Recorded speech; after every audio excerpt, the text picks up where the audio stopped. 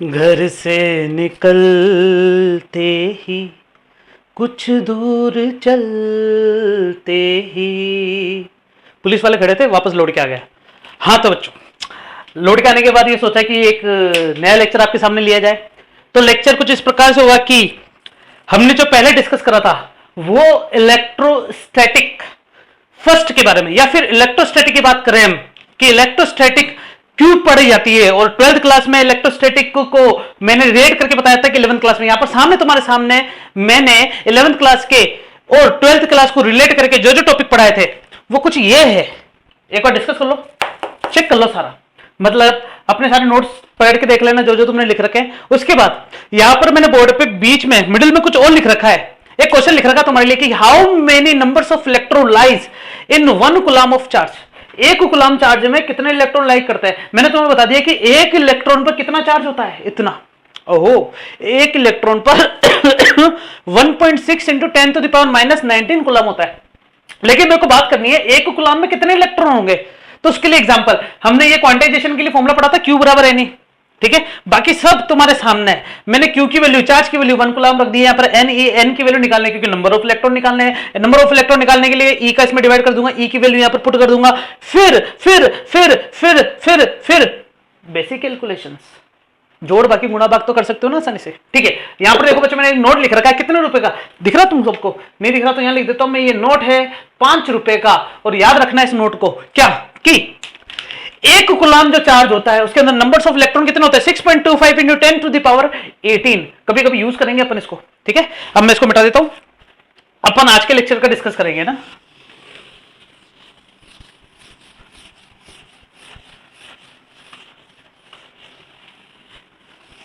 देखो बच्चों, पिछले वाले लेक्चर में अपन ने यह बात करी थी कि इलेक्ट्रॉन ट्रांसफर होते हैं किसी दूसरे एटम के अंदर, तो वहां पर इलेक्ट्रॉन की कमी हो जाती है, मतलब प्रोटॉन ज्यादा हो जाता है, मतलब पॉजिटिव चार्ज आ जाता है। और अगर किसी एटम के अंदर इलेक्ट्रॉन आ जाते हैं या किसी सब्सटेंस में अगर इलेक्ट्रॉन आ जाते हैं तो इलेक्ट्रॉन ज्यादा हो गए, मतलब वहां पर कौन सा चार्ज आ जाता? नेगेटिव चार्ज आ जाता था। ये सब बात करते थे। आज अपन बात करेंगे जो है वो है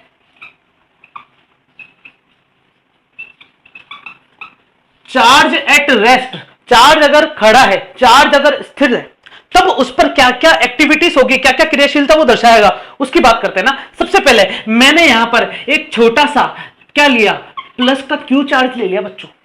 क्या ले लिया मैंने यहां पर? एक प्लस का क्यू चार्ज। और इस प्लस के क्यू चार्ज को एक तरीके से मान लो कि ये एक है छोटा बच्चा, और इसको मैंने एक प्लेग्राउंड में ले जाके छोड़ दिया। ये प्लेग्राउंड है बच्चों, ये उसका एंट्री गेट है। और प्लेग्राउंड, एंट्री गेट और एंट्री गेट का नाम क्या? इलेक्ट्रोस्टैटिक फर्स्ट, ऐसे बोल सकते हैं। पर ये जो बच्चा है एक प्लेग्राउंड में जाके अपन ने छोड़ दिया, तो बताओ ये क्या करेगा वहां जाके? क्या करेगा वहां जाके? कुछ नहीं। अरे अकेला खेल सकता है क्या वो? चलो मान लो खेल लिया, क्या खेलेगा? रस्सी कूद खेलेगा या क्या खेलेगा? भागेगा अपने आप ही। मतलब उसको प्लेग्राउंड में जाने का उद्देश्य ये था कि उसे वहां पर गेम खेलना, और गेम खेलने के लिए टीम होनी चाहिए, या मिनिमम 2 मेंबर तो होने चाहिए, 2 प्लेयर तो होने चाहिए ना कोई भी गेम खेलने के लिए। तो वो उसको मारे या वो उसको पकड़े या कुछ भी करे, XYZ। तो यहां पर मैंने प्लस क्यू चार्ज को अगर रिलीज कर दिया तो इस प्लस क्यू चार्ज पर कोई भी इफेक्टिव, मतलब कोई भी एक्टिविटी नहीं होगी जब तक क्या किया जाए, जब तक इसके पास में मैं एक और चार्ज ना लेके आ जाऊं। मतलब ऐसा हो गया कि इस प्लस क्यू चार्ज को पहले तो क्या था, रोना आ रहा था कि मेरे साथ कोई खेलता नहीं है, लेकिन अब क्या हो गया, एक प्लस क्यू चार्ज और आ गया। कौन है वो? दुश्मन है इसका। क्यों? क्योंकि ये भी पॉजिटिव है और ये भी पॉजिटिव है। इसका मतलब अब उससे लगेगा कि हाँ यार कोई तो आया। इसका मतलब ये है जियान और ये है क्या? नोबिता। मतलब कि जियान नोबिता एक दूसरे के एंटी, ये इसको मारने निकले या इसको मारने निकलेगा, मतलब ये दोनों एक दूसरे से दूर भागेंगे। अब तुम सोचोगे सर जियान तो नोबिता के पास जाएगा ना? नहीं, मान सकते हैं ना, पर क्योंकि दोनों पॉजिटिव चार्ज, अपन तो चार्ज की बात कर रहे हैं कि यहां पर ये प्लस क्यू चार्ज पहले स्टेबल था, मतलब इस पर कोई एक्टिविटी शो नहीं हो रही थी। लेकिन जैसे ही प्लस क्यू चार्ज इसके संपर्क में लेके आए, इस पर एक एक्टिविटी शो होने लगी। मतलब क्या हुआ कि इसकी वजह से ये इससे दूर भागने लग गया और ये इसकी वजह से दूर भागने लग गया। मतलब इन दोनों के बीच में कहीं ना कहीं कोई ना कोई ऐसा फोर्स काम कर रहा है जो दिख नहीं रहा है। इन दोनों के बीच में कहीं ना कहीं ऐसा फोर्स काम कर रहा है जो दिख नहीं रहा। अब सुनना मेरी बात बच्चों, कि 11th क्लास में तुमने जो फोर्स डिस्कस करा था, फोर्स के बारे में पढ़ा था कि 2 टाइप के होते हैं, कॉन्टैक्ट और नॉन कॉन्टैक्ट फोर्स। क्या सही बात है कि नहीं है? कॉन्टेक्ट फोर्स कौन से फोर्स होते थे? ऐसे फोर्स जिनको छूने के बाद पता चलता है कि हां मुझे फोर्स लगा है। एग्जांपल मैं यहां पर लिखता हूं बच्चों पुष्पा, या फिर मैं क्या लिखता हूं यहां पर पुल्पा। समझते हैं? पुश मतलब क्या हो गया बच्चों? धक्का देना हो गया। पुल मतलब खींचना हो गया।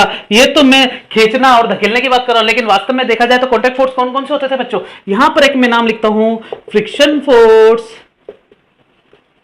क्या सही है कि नहीं है? एक और एग्जांपल लेता हूं मैं, टेंशन फोर्स, तनाव बल। ये वो फोर्स होते थे जिनको कांटेक्ट में होना बहुत जरूरी होता था। दो सरफेस के बीच में रबिंग करते थे तो फ्रिक्शन आता था। टेंशन के लिए एक रस्सी होनी चाहिए थी लटकाने के लिए। क्या हां या ना? बात समझ में आ रही है मेरी? ठीक है। इसमें एक और है अभिलंब प्रतिक्रिया बल, नॉर्मल रिएक्शन फोर्स है ना।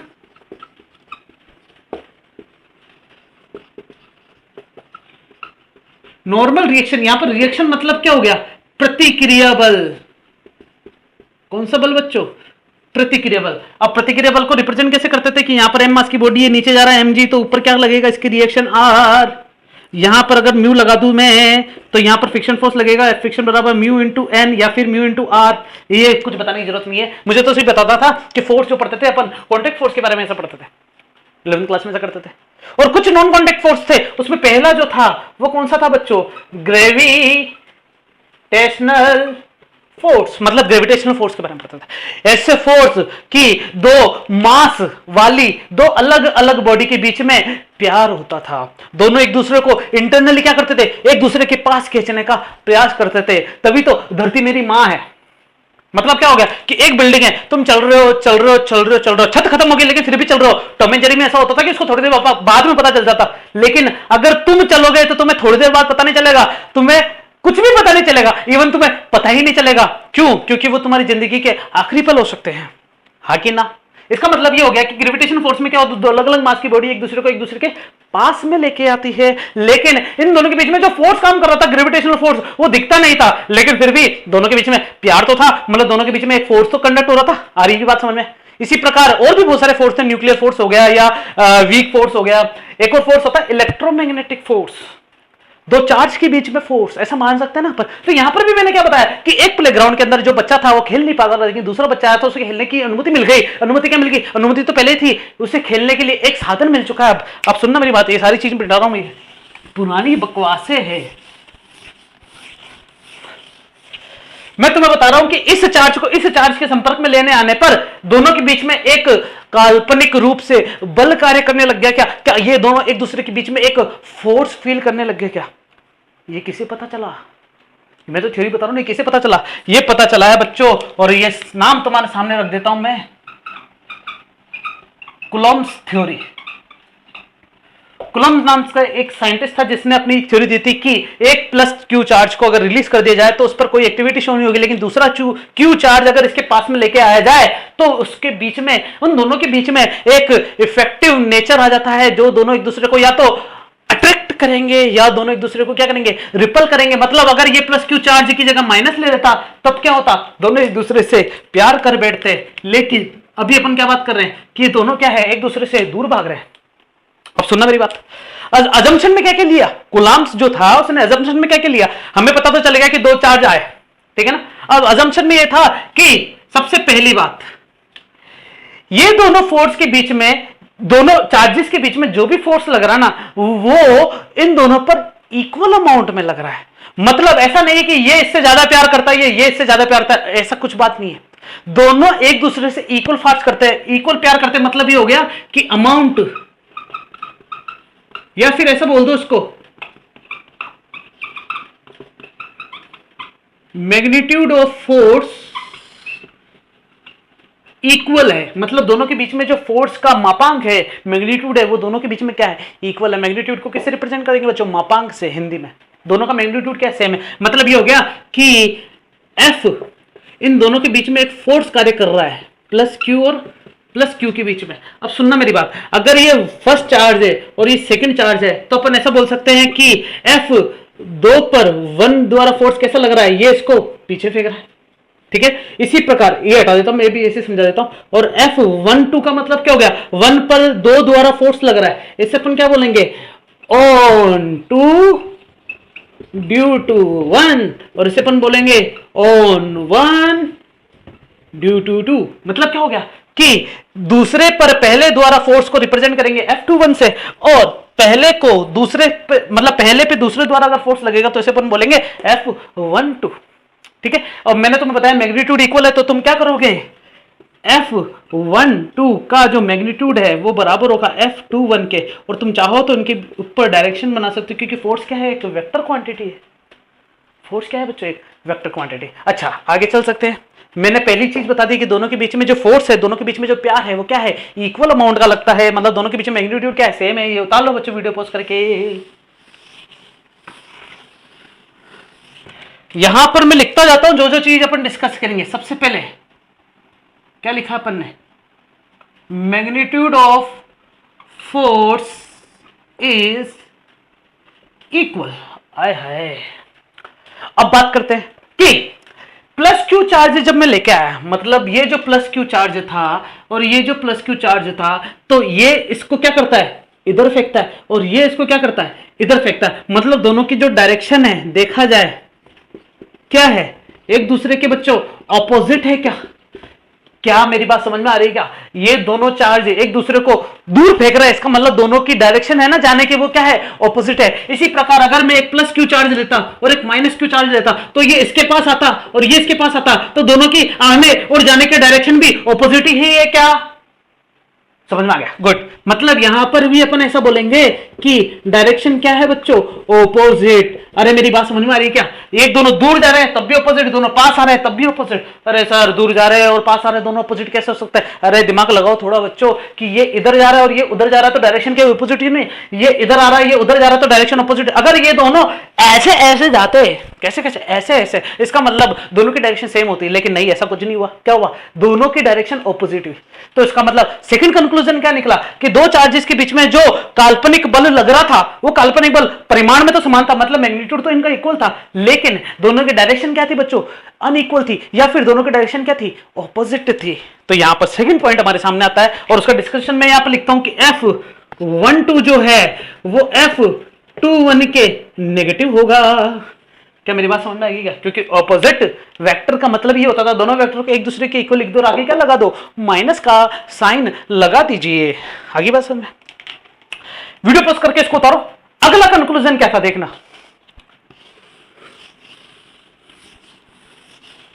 हालांकि जो अगला कंक्लूजन था पहले मैं यहां पर लिख देता हूं कि ये क्या लिखा है, ऑपोजिट इन डायरेक्शन, यहां लिख देता हूं मैं ना,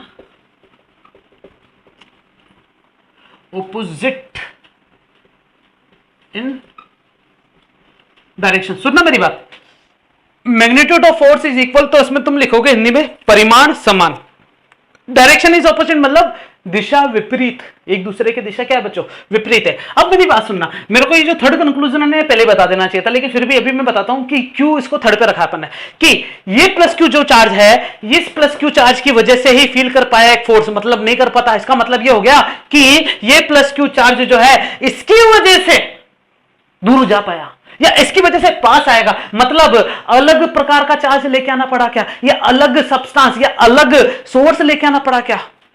आ रही है मेरी बात, मतलब दोनों चार्ज अलग अलग सोर्स से बिलोंग करते हैं क्या, बिल्कुल सही है। इसका मतलब ये हो गया कि ये वाला चार्ज जो है और ये वाला जो चार्ज है ये दोनों क्या होने चाहिए बच्चों, डिफरेंट बॉडी होनी चाहिए, या फिर डिफरेंट क्या होना चाहिए बच्चों, चार्ज। तो यहां पर तीसरा कैलकुलेशन जो है वो बिटवीन डिफरेंट चार्जेस, मतलब दो अलग अलग चार्जेस। अब कुलाम की थ्योरी देखना क्या बोली थी, कुलाम ने जो थ्योरी बोली थी, यहां से बोलता जाता हूं क्या, कि दो अलग अलग चार्जेस के बीच में या दो अलग अलग आवेशों के बीच में एक काल्पनिक बल अनुभव किया जाता है जिसका परिमाण में तो समान होता है और दिशा में क्या होता है वो विपरीत होता है, मतलब मैग्नीट्यूड तो इक्वल होता है लेकिन डायरेक्शन ऑपोजिट होती है। ये कुलाम की थ्योरी थी और कुलाम की थ्योरी के हिसाब से एक इक्वेशन डेवलप करने चला गया। चलो इक्वेशन अभी भी डेवलप नहीं, कुलाम के हिसाब से ये थ्योरी थी और इस थ्योरी के बारे में अब चर्चा करने लगी। अब बात करते हैं कुलाम कौन था, वो भी एक साइंटिस्ट था, वो भी एक टीचर था साइंटिस्ट होने से पहले। तो वो एक क्लास में एक लेक्चर दे रहा था, लेक्चर देते देते उसने अपनी ये सारी थ्योरी बच्चों के मुंह पे मार दी। मतलब क्या हुआ कि उस साइंटिस्ट ने या कूलाम की बात करें तो इस थ्योरी के बारे में जो जो जानकारी देनी चाहिए थी, जो जो उन्होंने एक कंसेप्ट के तौर पर एजम्पशंस निकाले थे, प्रैक्टिकल तौर जो कुछ भी उन्होंने थ्योरी में डिस्क्राइब किया था, वो सारी बच्चों पे थोप दी कि ऐसा ऐसा होता है। तो तुम जैसा कोई एक बच्चा था, हां, उसने एक क्वेश्चन पूछ लिया। अब क्वेश्चन देखो कितना अच्छा था। बच्चों, मैं तुम्हारे सामने एक एनालिटिकल डायग्राम बनाता हूं ना, तुम मुझे बताना कि क्या ये सही है क्या इस थ्योरी के हिसाब से। सबसे पहले मैंने प्लस क्यू चार्ज लिया और एक प्लस क्यू चार्ज लिया, तो अपन ऐसा बोल सकते हैं कि ये जो है फर्स्ट चार्ज था और ये जो है सेकंड चार्ज था, तो अपन ऐसा बोलेंगे F1 पर 2 द्वारा बल जो लगेगा वो इधर लगेगा, और इसे अपन बोलेंगे F2 पर 1 द्वारा जो बल लगेगा वो इधर लगेगा। इसी प्रकार अगर ये प्लस क्यू चार्ज है और ये माइनस क्यू चार्ज है, तो ये फर्स्ट है, ये सेकंड है, तो F1 पर 2 द्वारा जो बल होगा वो इधर लगेगा और F2 पर 1 द्वारा जो बल होगा वो इधर लगेगा। मतलब 1 पर 2 द्वारा जो फोर्स लग रहा है वो कैसा लग रहा है, ऑपोजिट, और इसमें भी ऑपोजिट, और इसमें भी ऑपोजिट, इसमें भी ऑपोजिट, मतलब या तो दोनों पास आ रहे हैं या तो दोनों दूर जा रहे हैं। मैग्नीट्यूड भी दोनों का क्या इक्वल है, आ रही बात समझ में। तो जो स्टूडेंट था उसने क्या करा कि सर ये लो एक क्यू चार्ज, ये भी लो एक क्यू चार्ज, अगर ऐसा हो, आपकी थ्योरी बोलती है कि ऐसा होता है, तो क्या ये वाली डायरेक्शन भी हो सकती है क्या।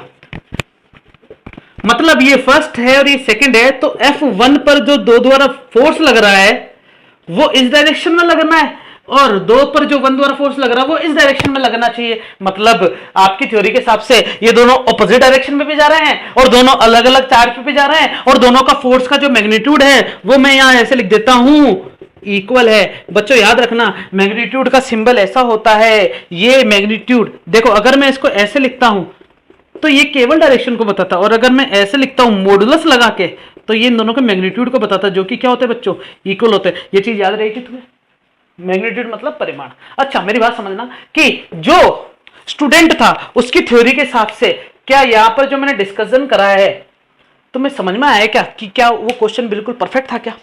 बिल्कुल सही। मतलब कूलाम ने अपनी थ्योरी में ऐसा बोला कि magnitude of force is equal, मतलब दोनों फोर्सेस का जो मैग्नीट्यूड होगा वो इक्वल होगा, opposite in direction between different charge, दो अलग अलग चार्ज के बीच में होगा, जो कि यहां पर सारी कंडीशन फुलफिल होती है। लेकिन कूलाम के हिसाब से ऐसा कुछ नहीं था। कूलाम ने बोला कि ये दोनों एक दूसरे से दूर जा रहे हैं, दोनों एक दूसरे से पास आ रहे हैं, तो उसको ने बोल दिया ऑपोजिट डायरेक्शन। लेकिन ये भी तो दूर जा रहे हैं, स्टूडेंट ने भी बोला कि सर ये भी तो दूर जा रहे हैं, ये पास में भी आ सकते थे, मैं तो बात करता हूं दूर जा रहे हैं। तो इसके लिए क्या आपकी थ्योरी परफेक्ट बैठती है क्या, तो वहां वो थ्योरी गलत होगी।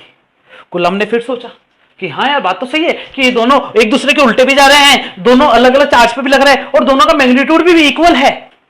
तो मेरी थ्योरी के हिसाब से दोनों चार्ज एक दूसरे से पास जाते हैं और दोनों चार्ज एक दूसरे से दूर जाते हैं, जिसमें यह कंडीशन फुलफिल बैठती है। लेकिन ऐसा होता नहीं है। तो कूलाम ने अपनी थ्योरी में थोड़ा और शोध करा। शोध करने के बाद लास्ट में एक और इन्वेंशन हुआ, थ्योरी में एक और इन्वेंशन। वो क्या हुआ बच्चों, मैं बताता हूं। एक्चुअली में ये क्वेश्चन तो बिल्कुल परफेक्ट था, लेकिन कूलाम की थ्योरी के हिसाब से ऐसा गलत था कि ये नहीं बैठ सकता उसके अंदर, ये उसके क्राइटेरिया के अंदर नहीं आता है। तो कूलाम ने जो थ्योरी दी थी उस थ्योरी में कुछ और ऐड कर दिया। वो ये ऐड कर दिया कि ये जो दोनों चार्ज लेते हैं ना अपन, प्लस क्यू और माइनस क्यू, प्लस क्यू ले लो, इन दोनों चार्जेस को मिलाने वाली अगर मैं एक लाइन ड्रॉ करता हूं जो कि कैसी होगी, ये री, अरे बात समझ, मतलब इससे कहते हैं लाइन, ब्लैक मार्कर से लिखूंगा ताकि अच्छा लगे और देखे भी, कि इसे बोलेंगे अपन line joining the to charges, मतलब दो चार्ज को जोड़ने वाली एक लाइन है ये। और इसी के भी बोलते बच्चों, अभी इसको क्या बोलेंगे सुनना, कि कूलाम ने जो थ्योरी दी वो उस हिसाब से थी कि दोनों के बीच में एक फोर्स लगेगा जो कि इक्वल अमाउंट का होगा, दोनों की डायरेक्शन भी अपोजिट होगी और दोनों अलग अलग चार्ज पे लगेगा। एक और कंक्लूजन उन्होंने ये दिया कि जो फोर्स लगता है वो इनके लाइन ज्वाइनिंग द चार्जेस के अलोंग लगता है, मतलब इसको ऐसा बोलेंगे कि along the line joining the two charges, मतलब इन दोनों का जो फोर्स होगा, दोनों के बीच में जो फोर्स होगा वो इस लाइन के अकॉर्डिंग लगेगा। इसे ही बोलते बच्चों लाइन ऑफ एक्शन, क्या बोलते हैं? Line of action. मतलब हिंदी में से बोलते हैं बच्चों क्रिया रेखा। और इस लाइन को हिंदी में क्या बोलेंगे? कि दो आवेशों को जोड़ने वाली रेखा, दो आवेशों को जोड़ने वाली रेखा। सुनना मेरी बात, यहां पर तुम डिस्प्लेसमेंट वाली लाइन बनाना, ऐसा नहीं तुम घुमा फिरा के बना के आ जाओ कि पूरा अजमेर घूम के आओ फिर लाइन का फाइनल पॉइंट यहां पर टच कर दो। ऐसा कुछ नहीं होना चाहिए बच्चों। मैं यहां पर एक कंक्लूजन शो करना जा रहा हूं कि कुलाम ने जो थ्योरी दी थी उसके हिसाब से दो चार्जेस के बीच में एक फोर्स लगता है, वो फोर्स इक्वल अमाउंट का होता है, दोनों की डायरेक्शन अपोजिट होती है, दोनों के बीच में दोनों अलग अलग चार्जेस पे लगता है। और फाइनल कंक्लूजन ये था कि दोनों चार्ज को जोड़ने वाली जो लाइन है ना उसके अलोंग लगता है, मतलब उस क्रिया रेखा के अनुदिश लगता है, उस लाइन ऑफ एक्शन के अनुदिश लगता है। इसका मतलब ये जो फोर्स होगा वो इन दोनों को या तो पास लेके जाएगा या या तो इन दोनों को दूर लेके जाएगा, मतलब यही लाइन के अकॉर्डिंग जाएगा, या फिर इन दोनों को क्या करेगा बच्चों? पास लेके आएगा। लेकिन वो पास भी किस लेके आएगा? इसी लाइन के अकॉर्डिंग लेके आएगा, किसी दूसरी लाइन के अकॉर्डिंग नहीं। और जो स्टूडेंट का डाउट था वो क्या था कि दोनों अलग अलग लाइन में जा रहे थे, दोनों की लाइन अलग अलग है ना, जबकि देखा जाए तो दोनों की लाइन मिलाने वाली लाइन कौन सी होगी? ये वाली लाइन होगी। क्या मेरी बात समझ में आ गई? क्या परफेक्ट है? क्या मतलब कुलाम की जो थ्योरी में एक विवाद आया था वो सोल्व हो चुका है क्या? तो ये सारी चीज मिटा रहा हूं बच्चों, इसको पॉज करके उतारो और अपने अपने हिसाब से कुछ नोट डाल के लिख लेना अच्छे से। और वो कंक्लूजन में यहां लिखता हूं कि fourth, along the line joining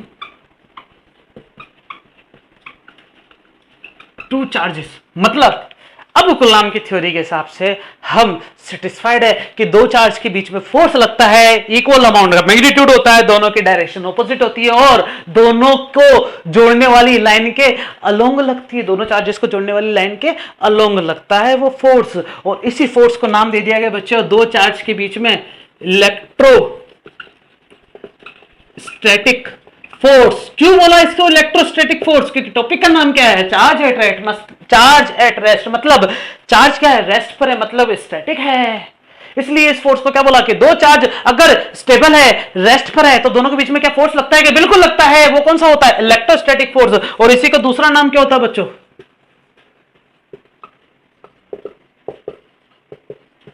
Coulomb's force. क्या होता है बच्चों? Coulomb force. ये सारी थ्योरी जो मैंने बकवास करी इसको अच्छे से राइट डाउन करके अपने अपने हिसाब से अपने अपने शब्दों में लिख लेना, क्योंकि ये कंसेप्ट हमें याद रहना चाहिए आगे आने वाली चीजों के लिए, क्योंकि न्यूमेरिकल पॉइंट ऑफ व्यू के लिए जरूरी है। वास्तव में अगर क्वेश्चन आता है कि कूलम्ब फोर्स को डिफाइन कीजिए तो वहां ये सब चीजें नहीं लिखनी, क्योंकि वहां सिर्फ कंसेप्ट काम आना चाहिए। लिखना क्या है वो अब मैं स्टार्ट करने वाला हूं, जरा देखेंगे कि एक चार्ज प्लस क्यू और एक चार्ज प्लस क्यू, दोनों चार्ज है, दोनों को लाइन कौन सी है? ये वाली है। अब दोनों के बीच में फोर्स लगेगा, इसे फर्स्ट चार्ज बोलूंगा, इसे सेकंड। तो F1 पर 2 द्वारा जो फोर्स लगेगा वो इस डायरेक्शन में लग रहा है, F2 पर 1 द्वारा जो फोर्स लग रहा है वो इस डायरेक्शन में लग रहा है। तो यहां पर क्या हुआ कि दोनों चार्जेस को मैं बोल देता हूं Q1 है और इस चार्जेस को क्या बोल देता हूं मैं? Q2 है। Q1 Q2 से रिप्रेजेंट कर देता है ना। तो इन दोनों के बीच में जो फोर्स लगता है F, दोनों के बीच में जो फोर्स वो क्या होता है? डायरेक्टली प्रोपोर्शनल होगा Q1 और Q2। मतलब फोर्स, अब यहां पर कूलम्ब फोर्स की बात कर रहे हैं तो कूलम्ब फोर्स के लिए दो स्टेटमेंट है ना, कि Coulomb force directly proportional to the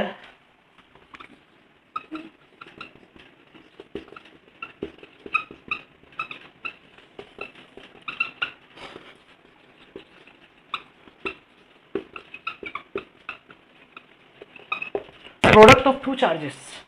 मतलब ये जो फाइनल कंक्लूजन आया था ना, इसके आधार पर कूलम्ब की थ्योरी को एक मैथमेटिकल रूप मिल गया। मैंने तुम्हें बताया था ना, कोई भी साइंटिस्ट अगर अपनी थ्योरी देना आता तो एक मैथमेटिकल एक्सप्रेशन जरूर आता है। वही मैथमेटिकल एक्सप्रेशन को अपन डिस्कस कर रहे हैं। वो क्या है कि फोर्स जो होगा दोनों के बीच में, जो कूलम्ब फोर्स होगा, जो इलेक्ट्रोस्टैटिक फोर्स होगा, दोनों चार्जेस के मैग्नीट्यूड के प्रोडक्ट के डायरेक्टली प्रोपोर्शनल होगा, ऐसे बोल सकते हैं अपन इसको। ठीक है ना। तो force is directly proportional to Q1 and Q2। अब सुनना, इन दोनों चार्जेस को मिलाने वाली जो लाइन है या इन दोनों के बीच की जो डिस्टेंस है उसको मैं क्या नाम दे देता हूं? R। मतलब इन दोनों चार्ज को सेपरेट कौन सी लाइन कर रही है या कौन सी डिस्टेंस कर रही है? R डिस्टेंस कर रही है। मतलब F is directly proportional to या फिर inversely proportional of R square. Second thing, first thing तो क्या होगी? दोनों के प्रोडक्ट की इक्वल। सेकेंड थिंग क्या होगी कि दोनों के बीच में जो सेपरेटर है या फिर ऐसे बोल सकते हो इसको, inversely proportional to the square of distance between two charges. क्या मेरी बात समझ में आ गई क्या? मतलब एक तो होता है दोनों Q1 Q2 के प्रोडक्ट के मल्टीपल के प्रोपोर्शनल, और दूसरा क्या होगा, दोनों के बीच की दूरी के वर्ग के व्युत्क्रमानुपाती क्रमानुपाती। हिंदी में बोलेंगे समानुपाती, दोनों चार्ज के दोनों आवेशों के गुणनफल के समानुपाती, और दोनों आवेशों के बीच की दूरी के वर्ग के व्युत्क्रमानुपाती क्रमानुपाती। ये दोनों लाइन लिख लेना बच्चों हिंदी में अच्छे से, है ना। अब दोनों को मैं मर्ज करके लिखता हूं बच्चों, ना। क्या क्या क्या ये उतारो इंग्लिश मीडियम वाले। तो पहली चीज क्या थी, F is directly proportional to Q1 and Q2, और F is inversely proportional to 1/r²। अब इन दोनों को मैं कंबाइन करके लिखता हूं तो Q1/Q2/r²। प्रोपोर्शनलिटी सिंबल हटेगा तो एक कांस्टेंट आएगा 1/4πε0 Q1 Q2/r²। ये 1/4πε0 जो होता है, इसे पूरे को बोला जाता है बच्चों प्रोपोर्शनलिटी कांस्टेंट।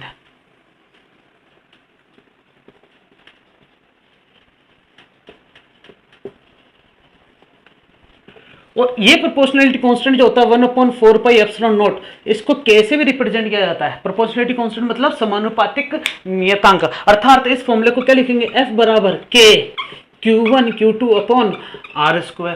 अब तुम्हारे दिमाग में कंफ्यूजन आ रहा होगा कि सर ये चीज क्या है पूरी, यहां पर ये सारी चीज जो है बच्चों कांस्टेंट है, जिसमें 4 भी कांस्टेंट है, पाई तो तुम जानते हो बचपन से, कौन से बचपन से, 9th या 10th क्लास के, जो भी तुम्हारी इच्छा है। फिर यहां पर एक होता है एप्सिलॉन नोट, ठीक है ना। ये क्या है बच्चों, एप्सिलॉन नोट, है ना। इसे पढ़ते हैं बच्चों,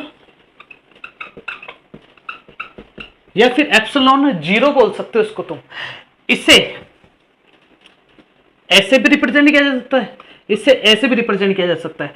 मैथमेटिक्स में इसे वैसे तो इसेंट्रिसिटी बोलते हैं बच्चों, क्या बोलते हैं, इसेंट्रिसिटी। लेकिन यहां पर अपन किसमें यूज कर रहे हैं इसको, एप्सिलॉन में यूज करेंगे। अच्छा, इसका एक और सिंबल होता है ऐसे, इसे बिलोंग्स टू से भी रिप्रेजेंट करेगा, तो वहां अपन को यहां पर ऐसी कोई बात नहीं करनी है। यहां पर इसको कैसे रिप्रेजेंट किया जाता है, एप्सिलॉन नोट से, और ये उसका नाम हो गया। अच्छा सुनना मेरी बात, ये जो एप्सिलॉन नोट होता है, इससे बोला जाता है permittivity of vacuum, permittivity of vacuum, निर्वात की विद्युतशीलता। हाय हाय क्या बात बोली सर। ये सर उतारो, ये उस साइड वाली लाइन मिटा रहा हूं मैं, ना, कि यहां पर अपन जो एप्सिलॉन नॉट की बात कर रहे हैं, इससे अपन हिंदी में क्या बोलते हैं बच्चों, निर्वात की विद्युतशीलता। अब इसके बारे में बताना बहुत जरूरी, क्योंकि नाम में तुम्हें ऐसा लग रहा है यार भयंकर सी चीज आ गई हमारे सामने, तो ठीक है ना। तो पहले तो इसको उतारो सारा अच्छे से, वीडियो पॉज करके।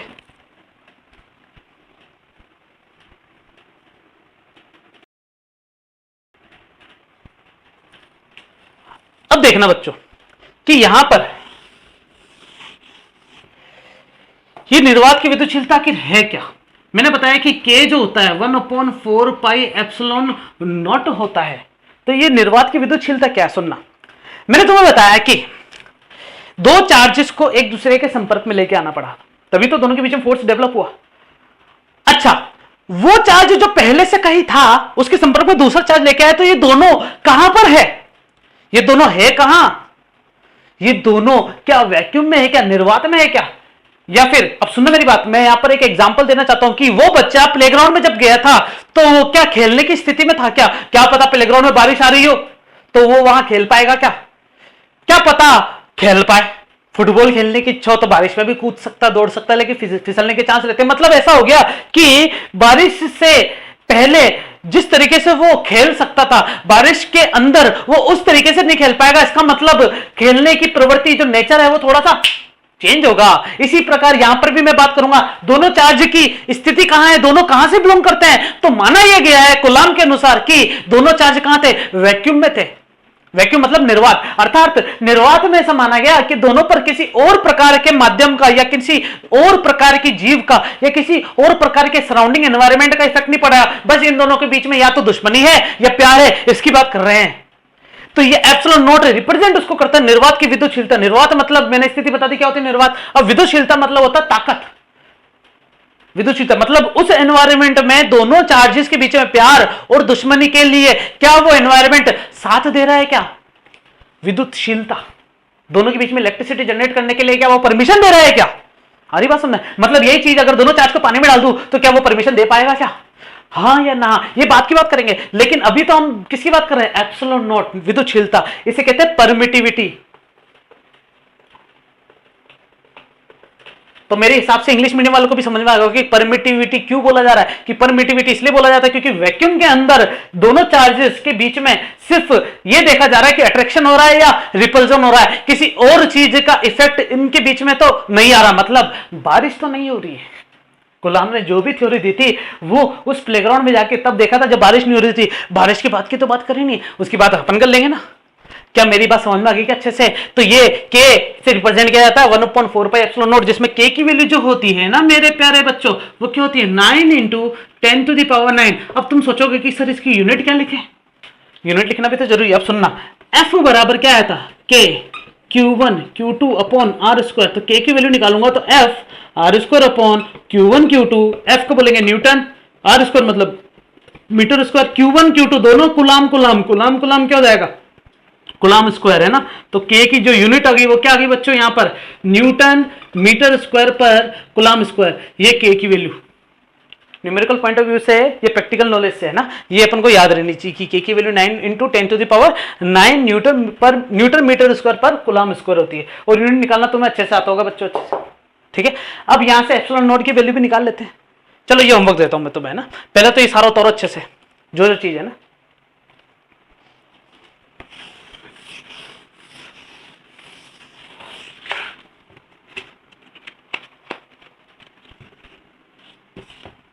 कहां एफ बराबर के Q1 Q2 अपॉन R², जिसमें के की वैल्यू जो होती है 9 × 10⁹ न्यूटन मीटर स्क्वायर पर कुलाम स्क्वायर, और के खुद किसके बराबर होता है? 1/4 पाई एप्सिलॉन नॉट।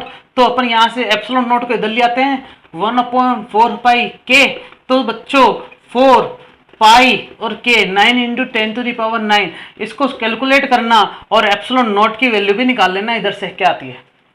ये आपके लिए एक छोटा सा प्यारा सा होमवर्क है, अपने स्तर पे ट्राई करना, ठीक है बच्चों। और चाहो तो आंसर मैच करने के लिए किताब देख लेना, नहीं तो गूगल। क्या मेरी बात समझ में आ गई कि अच्छे से? ठीक है, आगे चल सकते अपन बच्चे। हाँ तो बच्चों, अभी तक अपन ने जो भी डिस्कस करा उसके बारे में क्या था कि कुलाम्स ने अपनी थ्योरी कैसे दी, और थ्योरी देने के बाद एक मैथमेटिकल एक्सप्रेशन कैसे आया। वो मैथमेटिकल एक्सप्रेशन कैसा था कि F बराबर के Q1 Q2 अपॉन R², जिसमें के की वैल्यू अपन ने लिखी थी 1/4 पाई एप्सिलॉन नॉट, और इसी एप्सिलॉन नॉट को अपन ने क्या बोला था? Permittivity of vacuum. और वैक्यूम को क्यों कंसिडर करा, अभी इसके बारे में और चर्चा कर लेंगे अपन आगे। अच्छा, मैंने अब चार्ज के लिए कुछ यहाँ पर स्पेशल चीज लिखी, वो है यूनिट। यूनिट के बारे में अपन पहले से भी जानते हैं कि बहुत सारा महत्व होता है यूनिट का, अपन पढ़ेंगे आगे भी। तो चार्ज के लिए यूनिट सबसे पहले क्या माना गया है कि ऐसा यूनिट है ना, स्टैंडर्ड यूनिट जो है ना, इंटरनेशनल स्टैंडर्ड यूनिट, उसमें चार्ज को कुलम्स में मेजर किया जाता है। उसके अलावा जो सीजीएस सिस्टम है उसमें दो प्रकार की यूनिट आती है। कौन कौन सी? एक आती है ईएसयू और एक आती है ईएमयू। ईएसयू की जो फुल फॉर्म होती है वो इलेक्ट्रोस्टैटिक यूनिट, हिंदी मीडियम भी इसको इलेक्ट्रोस्टैटिक यूनिट ही बोलेगा और इंग्लिश मीडियम तो वैसे ही बोलेगा। और ईएमयू को बोलते हैं इलेक्ट्रोमैग्नेटिक यूनिट। दोनों के अंदर 1 कूलम की वैल्यू लिख रखी है। इससे एक चीज पता चल गई है क्या कि 1 कूलम में इतने ईएसयू होते हैं, मतलब कूलम के अंदर ईएसयू ज्यादा होते हैं, लेकिन 1 कूलम में 1/10 ईएमयू होता है। इसका मतलब ईएमयू ज्यादा होता है 1 कूलम से। तो अपन ऐसे बोल सकते हैं कि 1 ईएमयू बराबर होता है 10 कूलम, और इसे बोलते हैं 1 एब कूलम भी बोल सकते हैं। एब कूलम का मतलब ही होता है 10 कूलम, ठीक है बच्चों। अच्छा, अब इसी के साथ मैं कुछ चीजें और बताना चाहूंगा कि जो अपन ने कूलम्स का ये फॉर्मूला पढ़ा है, इस फॉर्मूले के अकॉर्डिंग एक न्यूमेरिकल देखते हैं ना। न्यूमेरिकल तुम्हारे सामने कुछ इस प्रकार से होगा, स्क्रीन पे दिखेगा बच्चों। एक बार न्यूमेरिकल को अच्छे से रीड करो, ठीक है। न्यूमेरिकल को रीड करो, मैं बताता हूं कि इसमें क्या क्या पूछा गया अपन से। ठीक है, अपन को ऐसा बोल रखा है कि the electrostatic force of repulsion between two positively charge. Hindi medium English medium दोनों को ये क्वेश्चन समझ में आएंगे ना, इंग्लिश में ये क्वेश्चन होगा लेकिन तुम्हें भी समझ में आएगा हिंदी मीडियम वाले बच्चों, कि हमें ऐसे दे रखा है कि two positively charge ion carrying, तो दो पॉजिटिव चार्ज हमारे पास दे रखा है प्लस क्यू और यहां पर भी प्लस क्यू, मैंने यहां पर दो पॉजिटिवली चार्ज बता दिया है। अब इसके साथ क्या दे रखा है कि दोनों के बीच में जो फोर्स लग रहा है वो फोर्स कितना लग रहा है, तो मैं यहां साइड में लिख देता हूं, F बराबर लग रहा है 3.7 into 10 to the power minus 9 newton. ये फोर्स इन दोनों के बीच में लग रहा है, मतलब अमाउंट ऑफ फोर्स दे दिया इनके बीच में, जो रिपल्जन फोर्स लग रहा है ना, प्रतिकर्षण बल लग रहा है, वो कितना दे रखा है 3.7 इंटू 10 की घात 9 न्यूटन लग रहा है। इसी के साथ साथ अपन को दे रखा है कि दोनों जो है इन दोनों के बीच का जो सेपरेशन है वो कितना है 5 आर्मस्ट्रॉन्ग, मतलब दोनों के बीच की डिस्टेंस दे रखी है, आर की वैल्यू क्या दे रखी है 5 आर्मस्ट्रॉन्ग। आर्मस्ट्रॉन्ग का मतलब होता है 5 इंटू 10 की पावर 10 मीटर माइनस 10 मीटर। ठीक है ना, एक आर्मस्ट्रॉन्ग के लिए अपन को यूनिट पता होनी चाहिए बच्चों की 1 आर्मस्ट्रॉन्ग बराबर 10 की पावर माइनस 10 मीटर होता है। चलो क्वेश्चन को रीड करो पूरा, क्या तुम चाहो तो क्वेश्चन को अभी स्क्रीन से गायब हो जाएगा, तो तुम क्या करोगे इस क्वेश्चन को पहले राइट डाउन करोगे, उसके बाद उसमें से देख देख के समझोगे। ठीक है ना, क्या लिखा हुआ है, सेपरेशन दे दिया, how many electrons are missing from each ion, तो हमें नंबर ऑफ इलेक्ट्रॉन निकालना है कि कितने इलेक्ट्रॉन निकलेंगे, लेकिन इलेक्ट्रॉन निकालने के लिए सबसे पहले हमें ये भी तो पता होना चाहिए कि ये फोर्स दे रखा है, दोनों के बीच की डिस्टेंस दे रखी है, तो क्या नहीं दे रखा है, तो चलो फॉर्मूला अप्लाई करते हैं। तो F बराबर क्या आ जाएगा K Q1 Q2 upon R square. Condition ये दे रखी है बच्चों क्या कि इलेक्ट्रोस्टैटिक फोर्स में दे रखा है जो है ना टू पॉजिटिवली चार्ज आयन, मतलब ये दोनों जो चार्ज है ना Q1 और Q2 ये दोनों क्या है बच्चों पॉजिटिव है और दोनों इक्वल है, आइडेंटिकल है, ये मान के चलो है ना। तो हमारे पास F बराबर दे रखा है 3.7 10 की घात माइनस का 9, ठीक है, बराबर K की वैल्यू 9 इंटू 10 की घात 9 into Q upon R square की वैल्यू क्या दे रखी 5 इंटू 10 की पावर माइनस 10 इंटू 10 की पावर माइनस 10, कारण क्योंकि आर स्क्वायर है बच्चों, आर स्क्वायर है मतलब 5 को भी 2 बार लिखना पड़ेगा, 10 की पावर माइनस 10 को भी 2 बार लिखना पड़ेगा। हमें क्या चाहिए क्यू स्क्वायर की वैल्यू चाहिए, यहां से क्यू स्क्वायर की वैल्यू निकालने के लिए क्या करोगे, इन सबको इस साइड ले आओगे, तो 5 इंटू 10 की पावर माइनस 10 इंटू 10 की पावर माइनस 10 इंटू ये उधर पहले से मौजूद था 3.7 into 10 to the power minus का 9 अपॉन में ये नीचे डिवाइड हो जाएगा, तो 9 इंटू 10 की पावर 9 और क्यू स्क्वायर को मैंने यहीं सेपरेट करके लिख रखा है बच्चों। इस पूरे को कैलकुलेट करो है ना, 5 को 5 से मल्टीप्लाई कर दो, 3.7 को इधर ले आओ, अच्छा ये और ये इन सबको एक साथ लिख लो। सुनना मेरी बात, 10 की पावर माइनस प्लस 9 है जो ऊपर जाके भी क्या हो जाएगा माइनस 9, 9 और 9 18 और 10 10 20, तो टोटल मिला के 10 की पावर हो गया 38। अब तुम्हें क्या करना है, 25 3.7 अपॉन 9 इसी को तो मल्टीप्लाई करना आपस में, तो इसको मल्टीप्लाई करके अगर 9 का डिवाइड करोगे ना, चलो करो डिवाइड करके बताओ मुझे क्या आएगा आंसर। क्यू स्क्वायर की जो वैल्यू है वो 10.28 into 10 to the power minus का 38, ये हमारे पास वैल्यू दे रखी है ना। तो इस वैल्यू के आधार पर हमें क्या करना है कि क्यू की वैल्यू फाइंड करनी, तो क्यू की वैल्यू फाइंड करने के लिए स्क्वायर रूट करना पड़ेगा, तो वो स्क्वायर रूट करना सिखाता हूं मैं, है ना। ये मिटा रहा हूं मैं सारा, उतारो इसको अच्छे से, ठीक है। अब Q बराबर क्या आ जाएगा, अंडर रूट में 10.28 into 10 to the power minus का 38। तो आपको एक चीज बता देता हूं बच्चों में कि 10.28 को तो रूट में रहने दो और 10 की पावर जो 38 है वो अंडर रूट क्या हो जाएगा 1/2 हो जाएगा, क्योंकि स्क्वायर रूट है ना, ये इसके साथ ऐसे मेंशन कर सकते हैं अपन। 10 की पावर ये इससे मल्टीप्लाई होगा, सॉरी कटेगा तो माइनस का 19 बचेगा। अब तुम्हें इसका स्क्वायर रूट निकालना, तो स्क्वायर रूट निकालने के लिए क्या करोगे 10.28, इसमें पेयर बनाना पड़ता है, इसको पेयर पीछे से बनता है, इसका पेयर आगे से बनता है। तो 10 का अगर मैं स्क्वायर रूट निकालने जाऊं तो ऐसी कोई टर्म बताओ जिसका स्क्वायर रूट 10 जिसका स्क्वायर 10 या 10 से कम हो, तो होता तो है नहीं, तो 3 आता, 3 3 9, सही है बच्चों। तो 3 3 9 के हिसाब से यहां पर बचा 1, अब क्या उतारोगे तुम 128 यहां लगा दो पॉइंट, और 3 3 को यहां पर क्या कर दोगे ऐड करके लिख दोगे, कितना आ जाएगा 6। अब तुम्हें क्या करना है कि इस 6 को किससे मल्टीप्लाई करें कि 12 आए, तो हमें पता है बच्चों हमें क्यू मिल चुका है, लेकिन क्वेश्चन में यह था कि नंबर ऑफ इलेक्ट्रॉन निकालो कि कितना ट्रांसफर हुए। तो नंबर ऑफ इलेक्ट्रॉन निकालने के लिए क्या करोगे तुम, Q बराबर NE, या फिर मैं चेंज करता क्या क्या क्या क्या मिटाऊं, ये वाली चीज मिटा देता हूं यहां से, ठीक है। तो हमारे पास हमें ऐसा दे रखा है कि Q बराबर है 3.2 इंटू 10⁻⁻⁻19 गुलाम। Q पता चल गया, तो Q बराबर क्या होता है Ne, मुझे N की वैल्यू चाहिए, तो Q अपॉन E, Q की वैल्यू 3.2 इंटू 10⁻⁻19 अपॉन E की वैल्यू 1.6 इंटू 10⁻⁻19 से 19 कैंसिल, पॉइंट से पॉइंट कैंसिल, 16 दूनी 32, मतलब कितने इलेक्ट्रॉन्स आ गए, 2 इलेक्ट्रॉन्स इसमें से क्या हुए बच्चों, ट्रांसफर्स हुए। क्वेश्चन समझ में आ गया अच्छे से, इसका आंसर निकालने का तरीका भी समझ में आ गया। एक बार चेक कर लो पूरा और सारा उतार लो ऐसा कैसा। अगले जो भी क्वेश्चन करेंगे मैं उसको थोड़ा अच्छे से बताऊंगा, है ना, लाइन बाय लाइन लिखूंगा, ठीक है। उतारो इसको।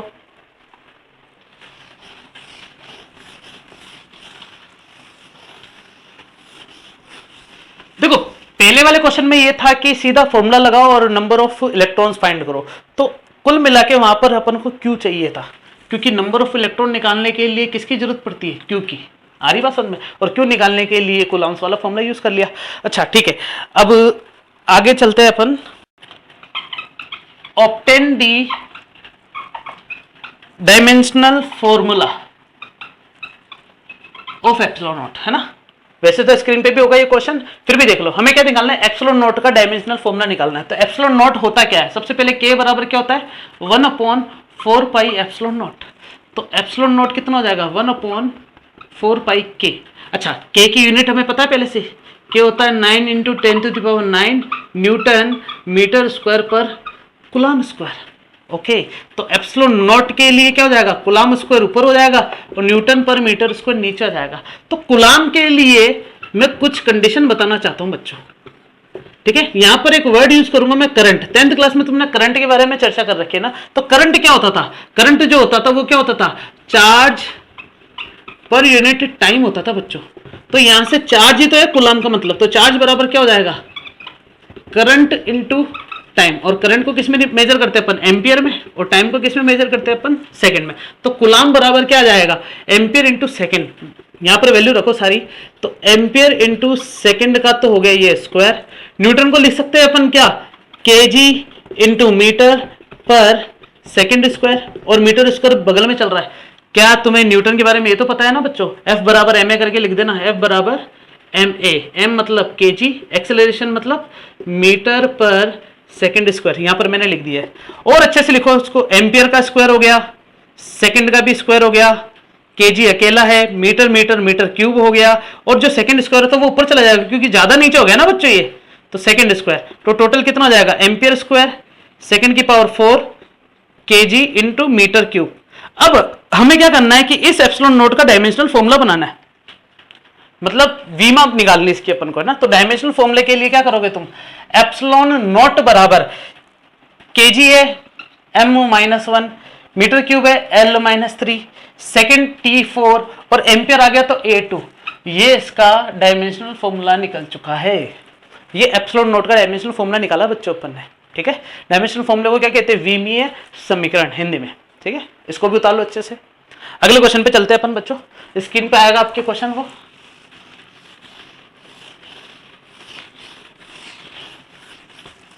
ठीक है, अगला जो क्वेश्चन है वो क्या है बच्चों, obtain the coulomb force between 2 alpha particle separated by the distance. मतलब 2 अल्फा पार्टिकल के बीच में अपन को, यहां पर एक अल्फा पार्टिकल है और एक अल्फा पार्टिकल है, ठीक है। इन दोनों अल्फा पार्टिकल के बीच में अपन को क्या निकालना है, कूलम्ब फोर्स निकालना है, जो कि सेपरेट हो चुका है 3.2 इंटू 10⁻32 मीटर, माइनस का 15 मीटर, मतलब 3.2 इंटू 10⁻15 मीटर से ये दोनों अल्फा पार्टिकल क्या है, सेपरेट है। तो मैं कुछ अल्फा पार्टिकल के बारे में खुलासा कर देता हूं आपके सामने कि अल्फा पार्टिकल का मतलब होता है 2 इलेक्ट्रॉन। मतलब एक अल्फा पार्टिकल में क्या होता है बच्चों, 2 इलेक्ट्रॉन जितना चार्ज होता है, ठीक है। 2 इलेक्ट्रॉन जितना चार्ज हो गया, इसका मतलब क्या हो गया कि ये भी हो गया 2 इलेक्ट्रॉन और ये भी हो गया 2 इलेक्ट्रॉन। ओके, फोर्स लगाते हैं, क्या आएगा हमारे पास, के Q1 Q2 upon R square. तो Q1 की वैल्यू भी अल्फा पार्टिकल थी, और अल्फा पार्टिकल मतलब 2 इलेक्ट्रॉन, मतलब 2 इंटू 1.6 इंटू 10⁻⁻⁹ कूलम्ब। और इसको लिखेंगे 3.2 इंटू 10⁻⁻19 कूलम, क्योंकि 16 दूनी 32 हो जाएगा क्या।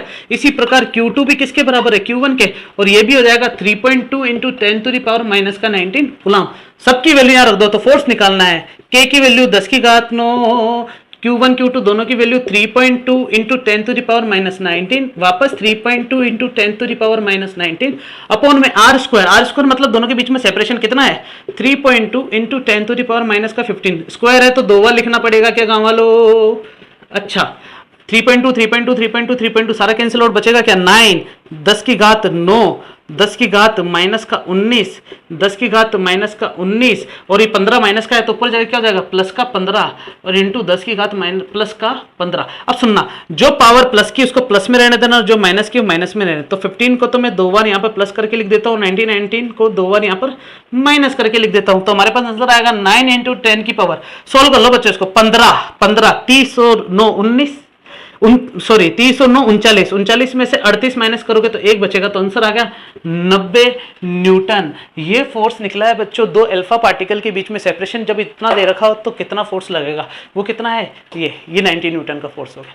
क्या न्यूमेरिकल अच्छे से समझ में आ रहा है, ठीक है। इसको भी उतारो वीडियो पॉज करके अच्छे से।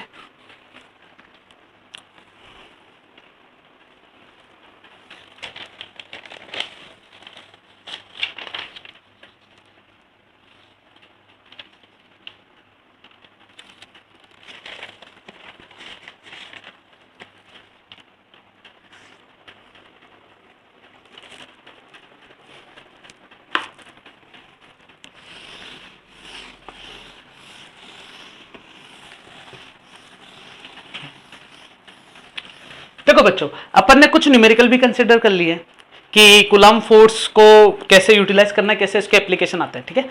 अब अपन जो बात करेंगे वो बात करेंगे वेक्टर फॉर्म ऑफ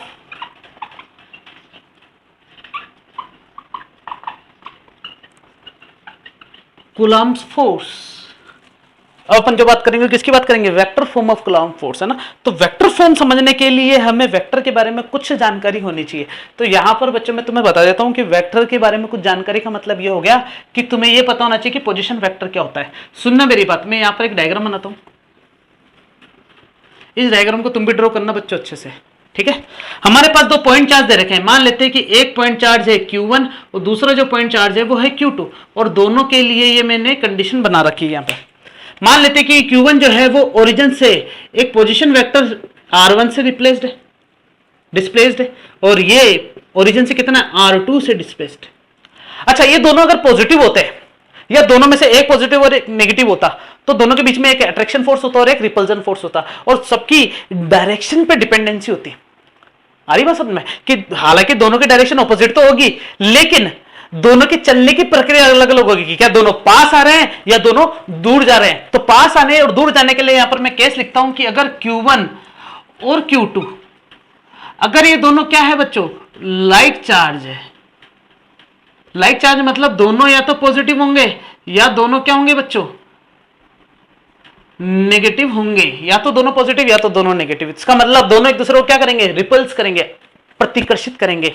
इसका मतलब ये हो गया कि F1 पर जो दो द्वारा फोर्स लगेगा वो किधर लगेगा, इधर लगेगा, और F2 पर जो 1 द्वारा फोर्स लगेगा वो किधर लगेगा, इधर। मतलब दोनों एक दूसरे से क्या होंगे, दूर जाएंगे, है कि नहीं है।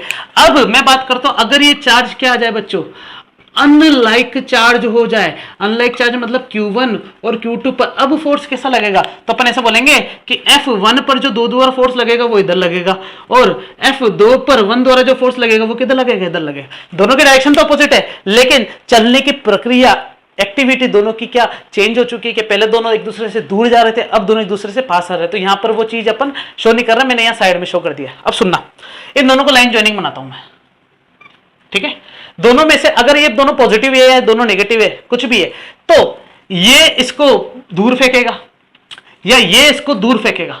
तो मान लेते हैं कि इसका इस पर जो फोर्स लग रहा है वो इस डायरेक्शन में लग रहा है।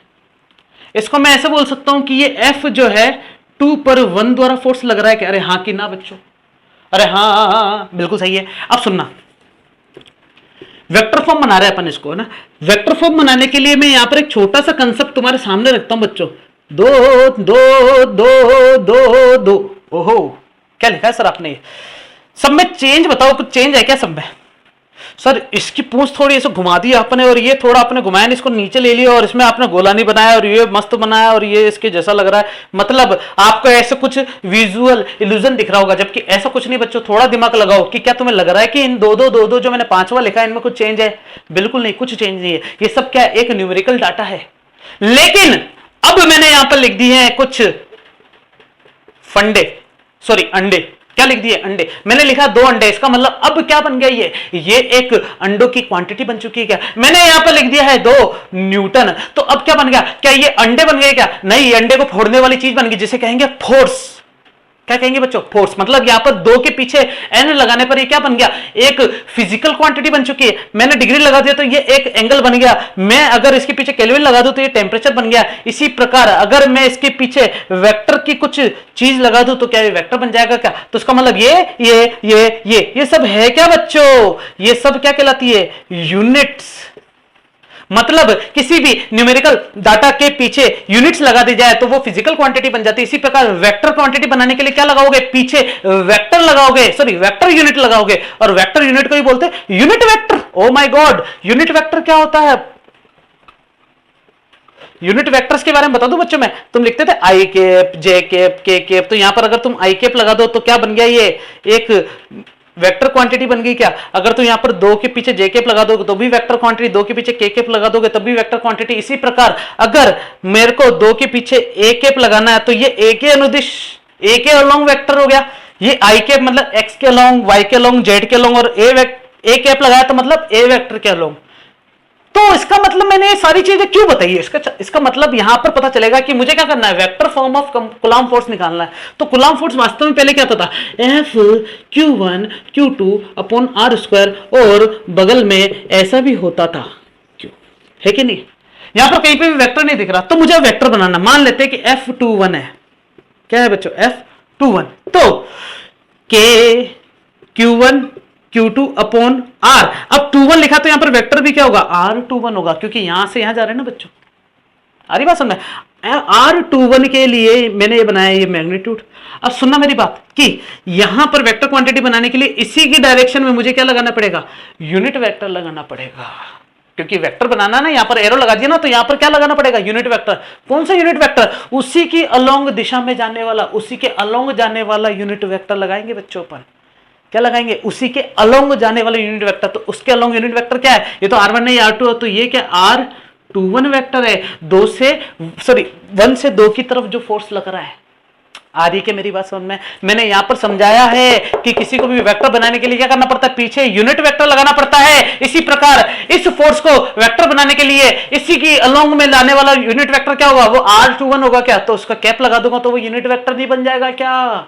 अरे गांव वालों, समझ में आया क्या? गला सूख गया मेरा।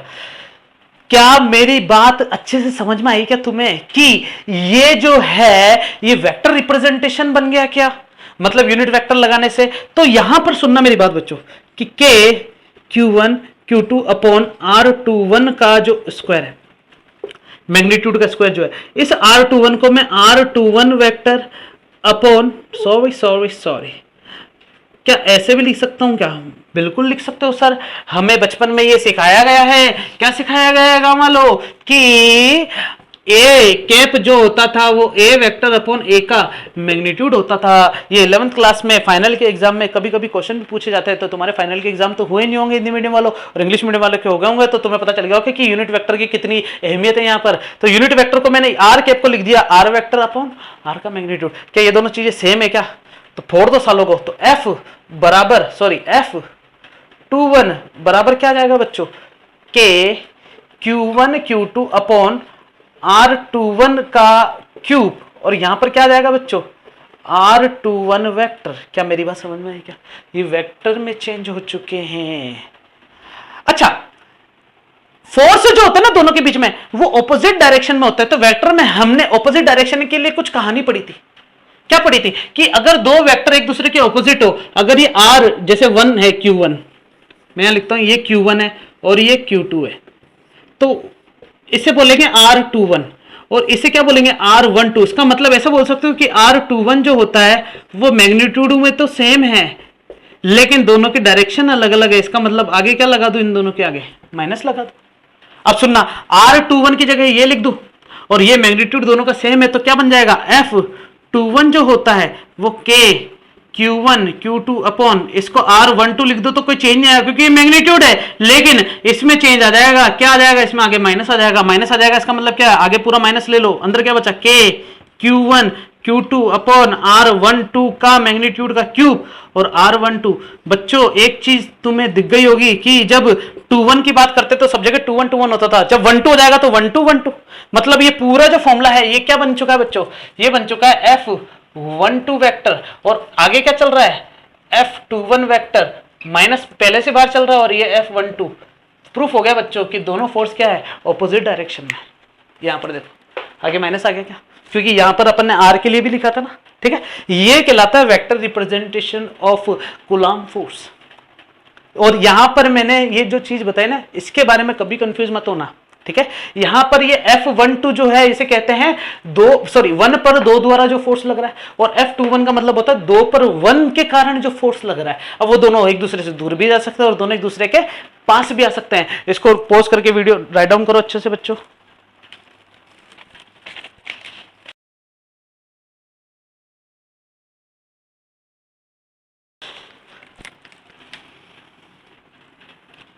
वेक्टर रिप्रेजेंटेशन के लिए दोनों चार्ज अगर एक पॉजिटिव और एक नेगेटिव आ जाए तो क्या फर्क पड़ेगा, कुछ इसके बारे में पता होना चाहिए ना। तो मैं एक चीज बता देता हूं कि यहां पर जो F2 पर फोर्स लगेगा ना 1 पर, वो इस डायरेक्शन में लगेगा तो ये R21 भी कहां हो जाएगा बच्चों, इसी डायरेक्शन में हो जाएगा क्या, क्योंकि दोनों एक दूसरे के पास जा रहे हैं, ठीक है। और ये क्या कहलाएगा R2 और ये क्या कहलाएगा बच्चों R1, ठीक है। अच्छा मैं अब तुम्हारे सामने कुछ चीज रखना चाहता हूं कि R12 क्या है और R21 क्या है, ठीक है। ये पता होना चाहिए अपन को ना। तो छोटी सी जानकारी देता हूं तुम्हें मैं, वेक्टर में R12 और R21 के बारे में यहां से स्टार्ट करना वीडियो गलत, ठीक है। R12 क्या है और R21 क्या है, देखना बच्चों अच्छे से कि जब मैं Q1 और Q2 इन दोनों की बात करता हूं तो ये कहलाता है R1, ये कहलाता है R2। तो R क्या कहलाता है, ये 21। इसका मतलब क्या है, ये इस डायरेक्शन में जा रहा है ना बच्चों। अब यहां पर लगाऊंगा मैं ट्रायंगुलर रूल। ट्रायंगुलर रूल का मतलब क्या होता है, ये अगर O है, ये अगर A है, ये अगर B है तो इसका मतलब O A B और ये OB है तो इसका मतलब दो कंटिन्यूअस वेक्टर का सम तीसरे के बराबर होता है। इसका मतलब OB वेक्टर बराबर क्या आ जाएगा, OA vector plus AB vector. इसका मतलब OB वेक्टर का मतलब हो गया R2 वेक्टर, OA का मतलब R1 वेक्टर और ये AB वेक्टर को क्या बोलोगे R21 वेक्टर। तो R21 का फॉर्मूला क्या बन गया हमारे पास, R1 इधर माइनस हो जाएगा तो R2 माइनस R1। इसी प्रकार R12 निकालोगे तो क्या आ जाएगा R1 माइनस R2। ये अपन को पता होना चाहिए, है ना। इसका एक न्यूमेरिकल देखें, ठीक है बच्चों, है ना। न्यूमेरिकल चेक करते हैं, स्क्रीन पे तुम्हारे पास आएगा एक न्यूमेरिकल।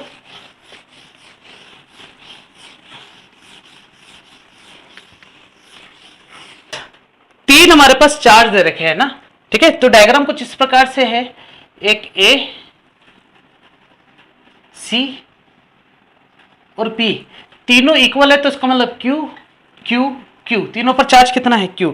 और सेपरेशन भी दे रखा है इनका डायग्राम में 2 सेंटीमीटर और इसका सेपरेशन कितना दे रखा है बच्चों 1 सेंटीमीटर। और अपन को क्या क्या पूछ रखा है कि object A exert an electric force on object B। A जो है वो B पर जो फोर्स लगा रहा है ना FAB, या फिर इसको बोलोगे BA, मतलब B पर जो A का जो फोर्स लग रहा है वो कितना लग रहा है बच्चों, वो लग रहा है 3.0 into 10 to the power minus का 6 न्यूटन। ओहो, समझे। क्वेश्चन रीड कर लो अच्छे से, क्या क्या दे रखा है हमें कि B पर A द्वारा जो फोर्स लग रहा है वो ये लग रहा है, सबका सेपरेशन दे रखा है। तो बच्चों एक चीज तो पता चल गई, ऐसा क्वेश्चन पहले भी कर चुका है, उसमें अपन ने क्यों निकाला तो यहां पर भी निकालेंगे। तो FBA का जो फॉर्मूला मिलेगा वो क्या मिलेगा के Q1 Q2 upon R B ए का मैग्नीट्यूड का स्क्वायर। यहां पर वेक्टर लगाने की जरूरत नहीं क्योंकि यहां पर आई कैप जे कैप के कैप जैसा तो कुछ है नहीं, ठीक है, लेकिन यूज कर लिया ना मैंने वेक्टर, तो यहां मैग्नीट्यूड भी यूज कर लिया, ठीक है। और तुम चाहो तो यहां पर ये एरो हटा दो।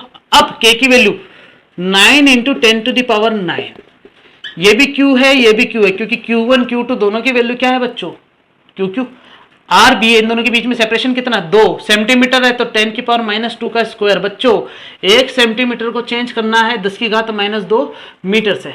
और एफ बी ए की वैल्यू कितनी दे रखी है, 3.0 इंटू 10⁻6। सबको इधर लेके आओ तो Q स्क्वायर तो वहीं रह जाएगा, इन सबको इधर ले आऊंगा तो 3 इंटू 2 इंटू ओ हो 3 इंटू 10⁻6, 2 इंटू 2 इंटू 10⁻² का 10⁻² बटे 9 इंटू 10⁹9। ये अपन ने वैल्यू लिखी है।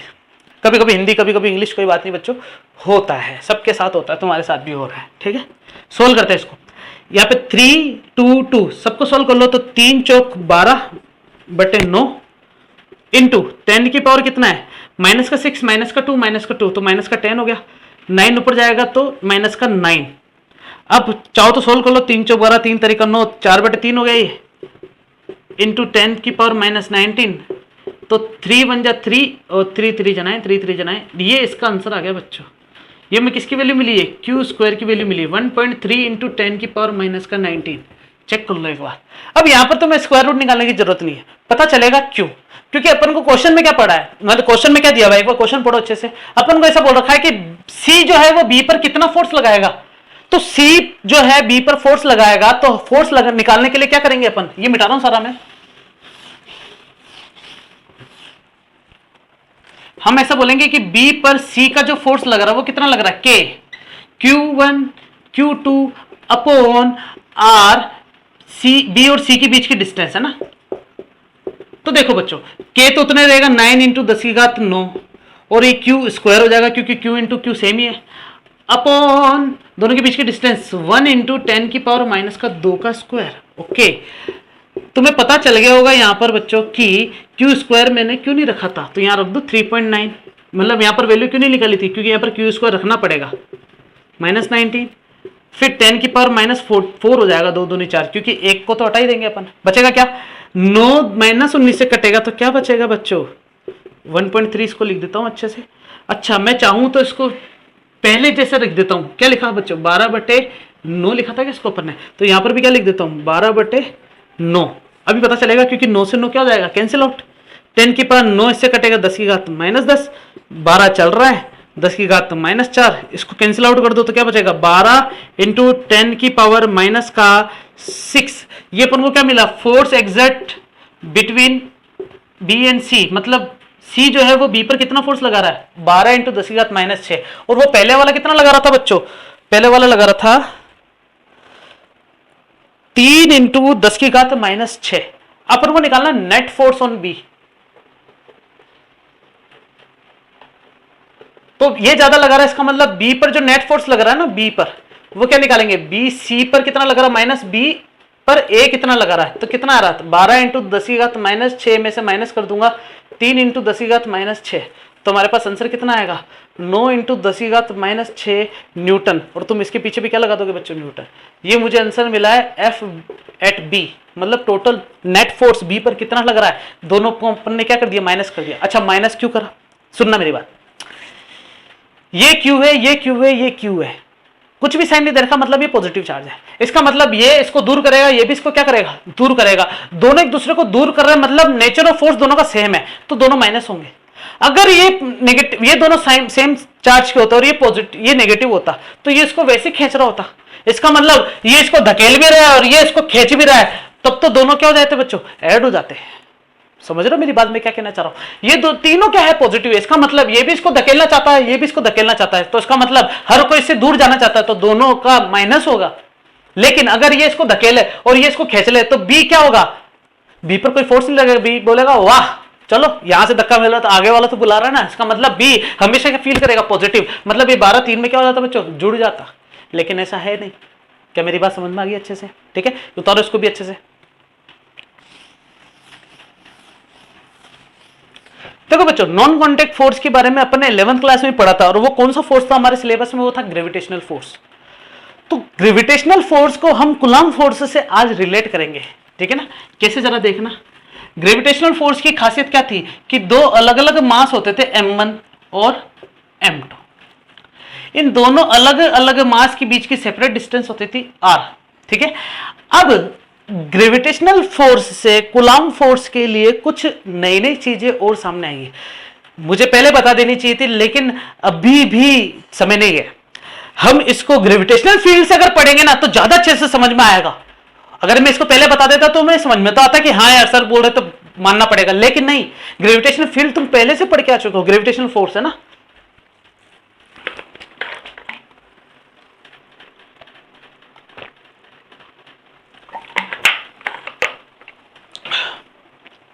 तो देखो, फोर्स जो होता था directly proportional m1 m2, inversely proportional दोनों के बीच की डिस्टेंस के स्क्वायर के, F बराबर G m1 m2 upon r square.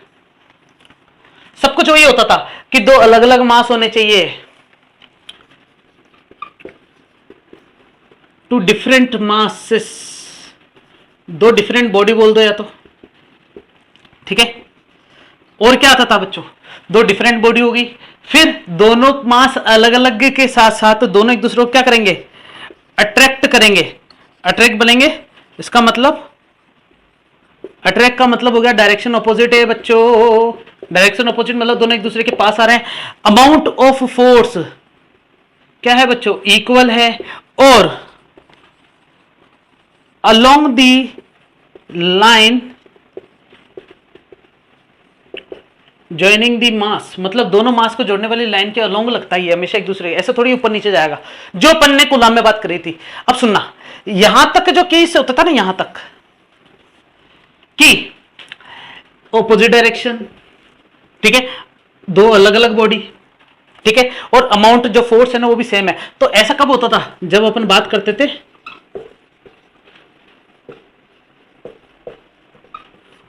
Action reaction pair की। किसकी बात करते थे बच्चों, एक्शन रिएक्शन पेयर। लेकिन इसमें एक चीज और कैलकुलेट होगी, वो क्या होगी कि along the line joining the mass, मतलब ये जो फोर्स काम करेगा दोनों मास को जोड़ने वाली जो रेखा होगी ना उसके अलोंग काम करेगा, उसके अलोंग काम करेगा। तो एक्शन रिएक्शन पेयर को चेंज करके इसको नाम दे दिया गया बच्चों सेंट्रल फोर्स। कि यहां पर हमेशा हर कोई मास जो चाहता है वो क्या चाहता है कि सामने वाले मास को अपने सेंटर की ओर लेके आ जाए, अपने सेंटर की ओर क्या करे बच्चों, लेके आ जाए। इसलिए इस फोर्स को नाम दिया गया बच्चों सेंट्रल फोर्स। या फिर ऐसा बोल सकते हैं कि इन दोनों इस फोर्स की जो मेन आधार जो है ना वो यह है, वो क्या है आधार, वो ये है कि ये केंद्र से बिलोंग करते एक दूसरे के। मतलब यहां पर फोर्स जो है सिर्फ यहीं पे सीमित नहीं हो जाता, कहां पर सीमित होता है, इन दोनों के सेंटर पे। अगर ये सेंटर पे चले गए तो इनका फोर्स खत्म हो जाता है। मतलब धरती मेरी मां है, तो इसका मतलब क्या हो गया कि धरती माता अपन से प्यार करती है। कब तक करती है, मैं तुम्हें बता देता हूं, प्यार खत्म कहां होता है, केंद्र पे जाके। अगर तुम धरती के केंद्र में जाके समा जाओगे तो तुम्हारा धरती माता का जो प्यार है ना वो सारा खत्म हो जाएगा। मतलब तुम्हें वहां पर किसी और प्रकार का ग्रेविटेशनल फोर्स फील नहीं होगा, क्योंकि ग्रेविटेशनल फोर्स था सेंट्रल फोर्स। और यही कूलम्ब फोर्स भी क्या है बच्चों, सेंट्रल फोर्स ही है, क्योंकि उसमें भी ये चारों केसेस आते हैं कि नहीं आते। तो यहां पर ये नोट डाल के लिख लेना अच्छे से कि Coulomb force also known as central force, या फिर एक और नाम बोल दो इसको, कंजर्वेटिव फोर्स।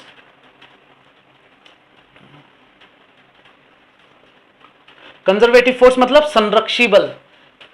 क्या होते थे बच्चों संरक्षी बल, अपन ने पढ़ा है ना अच्छे से। वे बल जो पथ पर निर्भर नहीं करते हैं, और ऊर्जा हमेशा क्या रहती, संरक्षित रहती थी जिनकी, जो पथ पर निर्भर नहीं करते थे। तो यहां पर कूलम्ब फोर्स गुरुत्वाकर्षण और ग्रेविटेशन फोर्स दोनों एक दूसरे से क्या है बच्चों, सिमिलर ही है। तो यहां पर चेंज करते हैं अपन, कुछ मैथमेटिकल फॉर्मूला भी निकाल लेते हैं इसी के साथ। ये सारा उतारना बच्चों है ना, अपने अपने हिसाब से नोट्स बनाना। नोट क्या लिखोगे इसमें कि gravitational force it seems like, coulomb force it seems like gravitational force. Coulomb बल गुरुत्वाकर्षण बल के यथावत समान माना जा सकता है, ठीक है। अच्छा देखना, हमने इलेक्ट्रोस्टैटिक फोर्स की बात करी थी, तो क्या K Q1 Q2 upon R square, और जब मैंने इसकी ग्रेविटेशनल फोर्स की बात करी थी तो G M1 M2 upon R square. मैं क्या करूंगा, इसके लिए ऐसा होगा कि M1 और M2 ये जो होगा दोनों r डिस्टेंस से सेपरेट है, दोनों का मास भी दे रखा है M1 M2। यहां पर क्या होता था Q1 और Q2 और दोनों का सेपरेशन भी क्या है r है। दोनों का सेपरेशन अगर सेम है मतलब दोनों केसेस का, तो f of g upon f of e निकालता हूं मैं, तो क्या आएगा g M1 M2 upon r square divided by k Q1 Q2 upon r square. तो r स्क्वायर से r स्क्वायर कैंसिल, तो F G upon F E upon बराबर जी अपॉन के M1 M2 upon Q1 Q2। ये बच्चों relationship मिल गया अपन को क्या, between gravitational force and electrostatic force. ये है अपनी हेडिंग, है ना। तो हेडिंग लिखेंगे क्या कि रिलेशनशिप बिटवीन, ये हटा देता हूं vector form, relationship between gravitational force and electrostatic force. इसको हिंदी में क्या लिखेंगे, गुरुत्वाकर्षण बल तथा कूलाम बल या फिर विद्युत स्थितिक बल, है ना, या फिर स्थिर वैद्युतिकी बल। इन दोनों में संबंध क्या होता है, वो संबंध किस प्रकार का होता है बच्चों, ये। इसमें तुम चाहो तो जी की वैल्यू भी रख सकते हो, जी बराबर 6.67 इंटू 10 टू द पावर -11, और के की वैल्यू तो पता ही है 9 इंटू 10 की घात 9। यूनिट देख लेना बच्चों अपने अपने हिसाब से, अपनी अपनी श्रद्धा से। वैसे जितना मुझे पता है तो यहाँ पर न्यूटन मीटर केजी स्क्वायर, है ना, पर मीटर स्क्वायर दिख रहा है ना अपन को, ठीक है। अच्छा, एक ग्रेविटेशन के आधार पर भी न्यूमेरिकल ले ले अपन अच्छे से। हाँ, लेना तो पड़ेगा ही, हर किसी पर एक डिपेंडेंट न्यूमेरिकल अपन के पास होना चाहिए।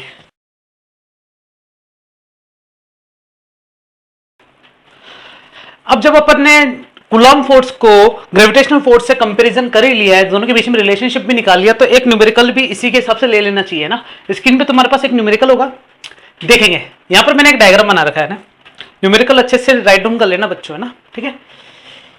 इसी के हिसाब से तुम्हें अब देखने को मिलेगा, तो क्या करोगे तुम, हमारे पास दो पित्त बॉल दे रखी है ना, क्या दे रखी है, दो पित्त बॉल। अब ये पित्त बॉल क्या होती है बच्चों, मैं बता देता हूं। ये वो बॉल होती है जिसमें द्रव्यमान के साथ साथ चार्ज भी होता है, आवेश भी होता है, कुछ अमाउंट का चार्ज भी रहता है ना, पित्त बॉल, ठीक है। तो ये दो पित्त बॉल है, हमें ऐसा बोल रखा है कि बी जो है वो स्टेशनरी है और ए को इसके ऊपर ऐसे गिराया गया, मतलब एक मास पर दूसरी मास की बॉडी को जब गिराते हैं तो दोनों के बीच में ग्रेविटेशनल फोर्स लगेगा, ये तो अपन को पता है। लेकिन एक स्टेशनरी है, एक ऊपर है, तो ऊपर वाली नीचे आएगी, नीचे किस हिसाब से आएगी, वो mg के हिसाब से। अब क्वेश्चन कुछ इस प्रकार से है कि यहां पर इसका जो चार्ज दे रखा वो है ये, इसका मास जो दे रखा वो है ये, है ना, m ऑफ a।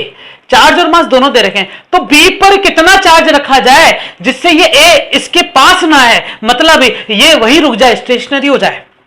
स्टेशनरी मतलब क्वेश्चन पढ़ोगे ना तो तुम्हें समझ में आएगा कि what should be the charge and nature of the charge of B, B का चार्ज और नेचर क्या होना चाहिए जिससे ए वहीं का वहीं रुक जाए, स्टेशनरी हो जाए। तो उसके लिए अपन क्या करेंगे, हमें पता है इन दोनों के बीच में एक कूलॉम फोर्स काम करेगा, क्योंकि दोनों अगर चार्जेबल बॉडी है तो वो कूलॉम फोर्स किसके बराबर होगा, के क्यू ए क्यू बी और दोनों के बीच के डिस्टेंस का स्क्वायर, जिसमें के की value 9 into 10 to the power 9। चलो इसको बाद में लिखूंगा। अब देखना, सुनना मेरी बात, कि इन दोनों के बीच में जो कूलॉम फोर्स है वो फोर्स इतना होना चाहिए जो इसको नीचे आने से रोके। और नीचे कौन आ रहा है, ये, मतलब ये लगभग किसके बराबर होना चाहिए, ग्रेविटेशनल फोर्स के बराबर, सॉरी वेट फोर्स के बराबर होना चाहिए, वेट के बराबर, जो कि ग्रेविटेशनल एक्सेलरेशन की वजह से हो रहा है। मतलब ये कूलॉम फोर्स इस वेट को बैलेंस कर देगा क्या, मतलब ये गिर, अगर ये कूलॉम फोर्स नहीं होता तो ये नीचे गिर जाता, लेकिन कूलॉम फोर्स है, मतलब है, तो इतना लगना चाहिए जो कि इसको संभाल ले, इसको संभाल ले, मतलब दोनों का मैग्नीट्यूड सेम होना चाहिए। अगर कूलॉम फोर्स ज्यादा हो गया तो ये इसको ऊपर फेंक देगा। अरे हाँ कि ना। अब सुनना मेरी बात, नेचर की बात करते हैं सबसे पहले। नेचर, नेचर मतलब ये जो चार्ज है इसके आगे कुछ भी नहीं लगा रहा, तो मतलब ये कौन सा चार्ज है बच्चों, पॉजिटिव चार्ज है। तो ये पॉजिटिव होना चाहिए, क्योंकि पॉजिटिव पॉजिटिव को क्या करेगा, दूर भगाएगा। नहीं तो अगर ये नेगेटिव होगा तो ये वैसे ही नीचे आ जाएगा। क्या मेरी बात समझ में आएगी। तो nature of the charge should भी क्या होना चाहिए बच्चों, पॉजिटिव। अब आंसर निकालना तो क्यू बी की वैल्यू होनी क्या चाहिए। चलो इस इक्वेशन को यूज करके वैल्यू निकालते। तो एम ऑफ ए कितना दे रखा है बच्चों, एम ऑफ ए 8 ग्राम, ग्राम को किलोग्राम में चेंज करेंगे 10⁻³ जी की वैल्यू 9.81 और चाहो तो वैल्यू रख दो सारी 9 इंटू 10⁹। क्यू ए की वैल्यू भी रखनी पड़ेगी अपन को, वो है 5 इंटू 10⁻⁸ और क्यू भी नहीं पता इसलिए नहीं रखा। और 5 इंटू सेंटीमीटर है ना, 10⁻²² का स्क्वायर। बच्चों देख लेना, सेंटीमीटर को मीटर में चेंज करने के लिए 10⁻² मीटर से मल्टीप्लाई करना पड़ेगा। इस सारी वैल्यू को यहां पर लेके जाओ और कैलकुलेशन ये तुम्हारे हिसाब से करोगे बच्चों, ठीक है। ये तुम्हारे हिसाब से छोड़ देता हूं मैं और इसका आंसर लिख देता हूं सामने। क्या रहेगा इसका आंसर? इसका आंसर रहेगा 4.36 इंटू 10⁻⁻7 कूलम, और इसका नेचर क्या रहेगा? पॉजिटिव। ये सॉल्यूशन तुम अपने स्तर पे करोगे, ठीक है। कैलकुलेटर यूज मत करना। मेरे पहले जो भी न्यूमेरिकल करा उसमें कुछ क्वांटिटी कैलकुलेशन जो है वो अपने हिसाब से करके बताइए, तो तुम भी वो कैलकुलेशन अब ये वाली इस क्वेश्चन की तुम अपने स्तर पे करोगे, ठीक है। अब अपन थोड़ा आगे चलते हैं। आगे चलने का मतलब क्या है देखना बच्चों जरा, कि इसके अंदर एक और न्यूमेरिकल हम डील कर सकते हैं। वो न्यूमेरिकल क्या है? तुम्हारी स्क्रीन पर आएगा न्यूमेरिकल, देखना बच्चों, पढ़ना इस न्यूमेरिकल को अच्छे से।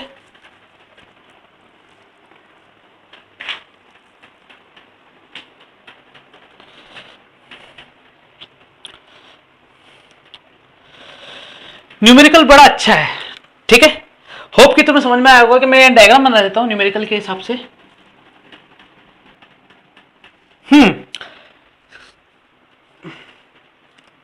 न्यूमेरिकल क्या है बच्चों देखना, a small sphere each having mass m kg। दो अलग अलग स्फेयर दे रखे, दोनों का मास कितना दे रखा? m kg। इसका भी m kg है और इसका भी कितना है बच्चों? m kg।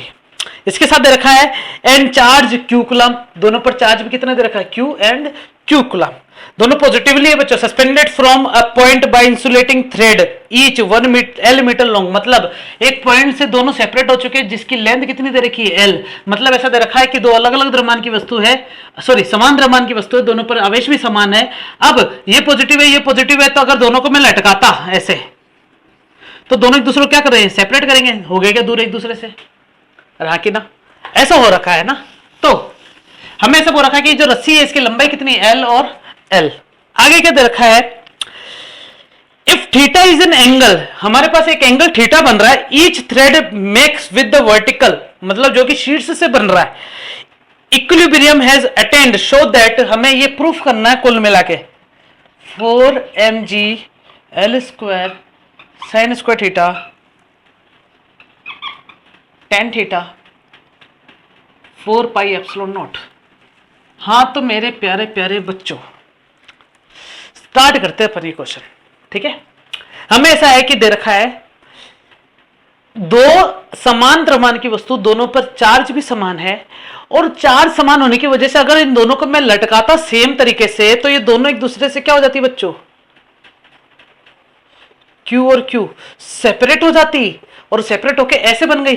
अब सेपरेट होने के बाद दोनों इक्विलिब्रियम पोजीशन में आ चुके हैं, अब दोनों पास नहीं आएंगे, तो यहां पर Q² की वैल्यू निकालनी है। तो दोनों के बीच में, इन दोनों को स्टेबल कौन रख पा रहा है? वो है इन दोनों के बीच में लगने वाला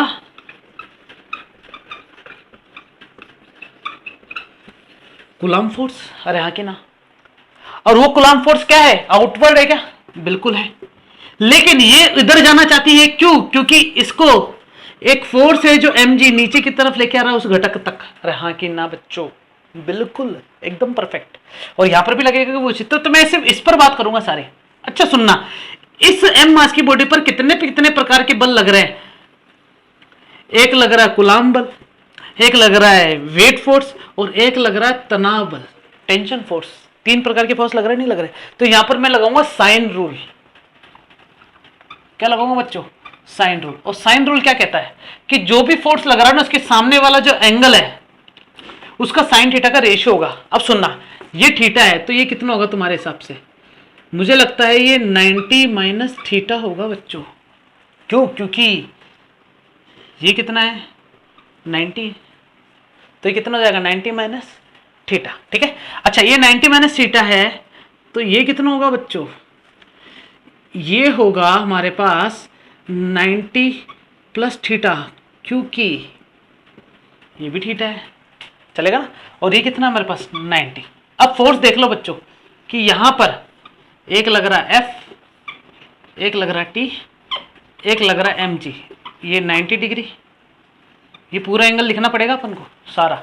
सुनना मेरी बात, ये 90 है, ये 90 माइनस थीटा है ना, तो टोटल मिला के कितना हो जाएगा? 180 माइनस थीटा। और ये एंगल कितना हो जाएगा बच्चों? ये हो जाएगा 90 प्लस थीटा। क्या समझ में आ गया क्या सारे? ओके, साइन रूल रखते हैं तो एफ के नीचे आ जाएगा साइन 180 माइनस थीटा, टी के नीचे आ जाएगा साइन 90 और एम जी के सामने आ जाएगा साइन 90 प्लस थीटा। क्या समझ में आ रही है कि मेरी बात? साइन रूल क्या होता है? साइन रूल यही होता है बच्चों कि जितने भी अमाउंट के फोर्स लग रहे हैं ना, 3 फोर्स होने चाहिए, तीनों फोर्स के ऑपोजिट एंगल्स का जो साइन होता है वो इनके रेशियो में आ जाएगा। अब इसमें कंपेयर करना है अपन को एफ और एम जी, क्योंकि एफ और एम जी के हिसाब से चलेंगे अपन, क्योंकि मास और क्यू ही दे रखा है, टेंशन फोर्स के लिए कोई कंडीशन नहीं दे रखी है अपन को। ठीक है, तो एफ अपॉन क्या बचेगा, साइन 180 माइनस थीटा बराबर M G upon sine 90 plus theta. अब इन दोनों की वैल्यू मैं डायरेक्ट लिखूंगा क्योंकि ये दोनों लेक्चर में पहले ही डाल रखा हूं बेसिक मैथमेटिक्स ट्रिग्नोमेट्री के हिसाब से। तो F upon sine 180 minus theta होता है साइन थीटा, और एम जी में sine 90 minus sine 90 plus theta क्या होता है बच्चों, कोस थीटा। तो एफ की वैल्यू जो आ गई वो आ गई बच्चों, साइन वहां चला जाएगा तो साइन अपॉन कोस क्या बन जाएगा, tan theta into M G. क्या समझ में आ गया कि एफ की वैल्यू कैसे आई है? फिर देख लो अच्छे से बच्चों कि यहां पर मैं तुम्हें समझा दूं कि यहां पर इस मास पर कितने कितने फोर्स लग रहे हैं, एक एफ लग रहा है, एक एमजी लग रहा है और एक टी लग रहा है। यहां पर भी वही लगता है, लेकिन मैं सिर्फ एक केस की बात करूंगा। और यहां पर ये एंगल कैसे जनरेट हुआ वो भी मैंने तुम्हें समझा दी है। और यहां पर क्या लगाया, फिर साइन रूल, यहां से किसकी वैल्यू निकाली, एफ की। और ये एफ क्या है, वही कूलम्ब फोर्स है। क्या कूलम्ब फोर्स का फॉर्मुला नहीं लगाया, तो साइन रूल लगाया। क्या एफ से मैंने रिलेशनशिप निकाल लिया एमजी के बीच में। अब क्या करूंगा देखना, ये मिटा रहा हूं मैं चीजें ना, उतार लेना इसको अच्छे से। कूलम्ब फोर्स लगाओ बच्चों। कूलम्ब फोर्स क्या आता था, के Q1 Q2 upon R square. Are मतलब इन दोनों के बीच की डिस्टेंस है कि नहीं है। अब इन दोनों के बीच की डिस्टेंस निकालते हैं, सुनना। एल है तो ये क्या हो जाएगा बच्चों, जहां एंगल बनता वहां कोस थीटा और जहां नहीं बनता वहां साइन थीटा। ये भी हटा रहा हूं, जहां ये भी एल है तो ये एल कोस थीटा और ये एल साइन थीटा। मतलब आर जो होगा वो किसके बराबर होगा, L sine theta plus L sine theta, और दोनों मिला के क्या जाएंगे 2L साइन थीटा। ये भी समझ में नहीं आया होगा ना बच्चों, बिल्कुल आना चाहिए। ये कहलाते हैं कंपोनेंट्स। क्या कहलाते हैं बच्चों, ये कंपोनेंट्स। चाहो तो मैं यहां पर एक छोटी सी तुम्हें कंडीशन देके समझा सकता हूं कि ये L है, ये थीटा है, तो यहां पर तुम क्या करो, साइन थीटा या कोस थीटा का रेशियो निकाल लो, तब भी समझ में आ जाएगा। नहीं तो जहां एंगल बनता ना वहां कोस थीटा कंपोनेंट होता है और जहां नहीं बनता वहां साइन थीटा कंपोनेंट होता है। क्या यही चीज इसमें भी लागू हो रही है क्या, ये एल कोस थीटा हो जाएगा और ये एल साइन थीटा हो जाएगा, और दोनों के बीच की डिस्टेंस कितनी हो जाएगी 2L साइन थीटा। रखो यहां पर एफ बराबर के की value 1/4 pi epsilon not. Q1 Q है, ये भी Q है, और R की वैल्यू क्या है 2L साइन थीटा का होल स्क्वायर। अब मैं यहां पर क्या रखूंगा बच्चों, F की वैल्यू पुट करूंगा। तो सुनना, ये Q square 4 pi epsilon not, 2 दूनी 4, L का square 4L square sine square theta बराबर F की वैल्यू क्या है टेन थीटा M इंटू जी। यहां से Q स्क्वायर निकालना, तो Q स्क्वायर को यहीं छोड़ दो, बाकी सबको वहां ले जाओ, तो क्या बचेगा देखो 4 है कि नहीं है, फिर mg है कि नहीं है, फिर L स्क्वायर है कि नहीं है, फिर साइन स्क्वायर थीटा है कि नहीं है, फिर टेन थीटा, और बगल में क्या है 4 पाई एप्सिलॉन नॉट। क्या प्रूफ हो चुका है क्या बच्चों रिलेशनशिप? क्या मेरी बात समझ में आ गई अच्छे से? बिल्कुल बच्चों, ये थोड़ा क्वेश्चन अच्छा था और ये समझ में भी आया होगा तुम्हें। ये तुम्हारे लिए एक होमवर्क भी क्वेश्चन दूंगा मैं, जो कि तुम्हारी स्क्रीन पे मिलेगा तुम्हें। बाकी इसके अंदर किसी भी प्रकार का अगर डाउट हो तो कमेंट सेक्शन में बताना है कि ये वाला न्यूमेरिकल था, नंबर ऑफ न्यूमेरिकल के बारे में बताता ना कि ये वाला नंबर 5वां है, चौथा जो भी न्यूमेरिकल है। मैं तुम्हें चाहो तो इस प्रकार के 2-4 न्यूमेरिकल और सोल्व करवा सकता हूं, ठीक है। लेकिन तुम चाहो तो अपने एनसीईआरटी या एसएल अरोड़ा या एससी वर्मा जो भी बुक तुम फॉलो करते हो, क्योंकि अभी तो हम हमारे द्रोणा के नोट्स तो आपको दे नहीं पा रहे, आपके पास है भी नहीं मॉड्यूल्स, तो आप क्या कर सकते हो, कोई भी रेफरेंस राइटर की बुक को क्या कर सकते हो, फॉलो कर सकते हो। ठीक है बच्चों, इसको उतार लो अच्छे से।